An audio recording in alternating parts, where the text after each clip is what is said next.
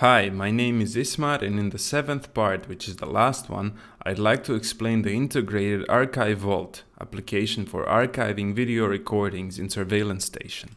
As mentioned in the intro, the main topic of the seventh part refers to archiving tasks using Archive Vault.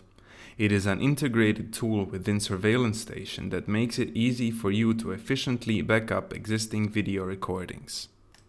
The main feature of Archive Vault is the ability to archive recordings to another location.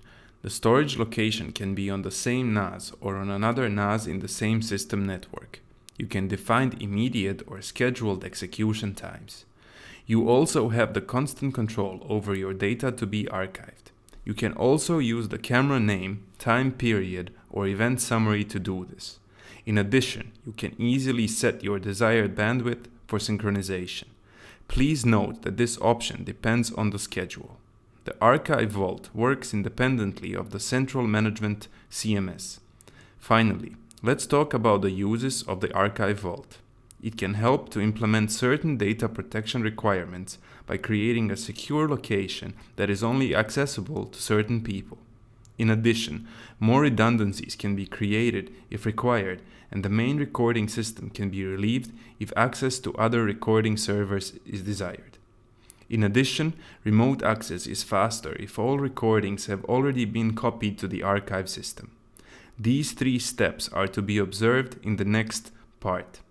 First, create a folder for archiving your target system. Then you create the archiving task, and in the last step, you could define the bandwidth control. A live demo follows at this point, which will give you a more detailed explanation of the Archive Vault.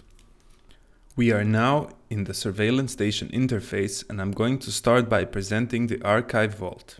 If you cannot find this feature, activate it in the Application Center. We click Archive Vault, and a new window will open.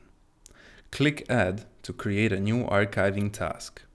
First, we assign a suitable name for our task.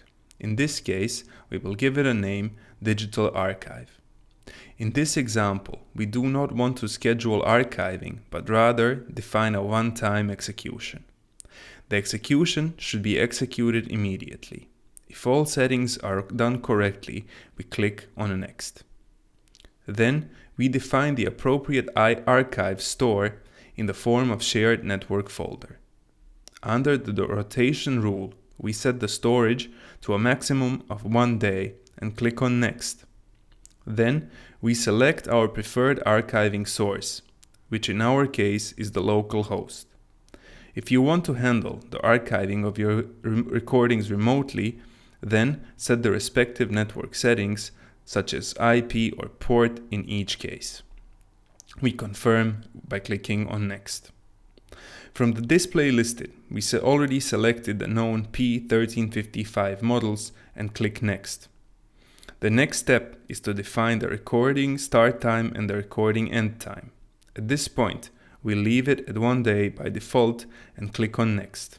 Finally, we would like to archive all recording modes under recording type. A video reduction is not required because we need all recordings and not individual clips, such as only detected motion detection. At the end, we click Finished. You will then see the created archiving task and where you can also assign a limited data rate to it in the bandwidth control section. As you have seen in part 7, Surveillance Station allows you to effectively archive your recordings. After viewing all 7 parts, you can sign up for the Surveillance Architect course with a clear conscience. Thanks for watching, and I hope you enjoy the explanations.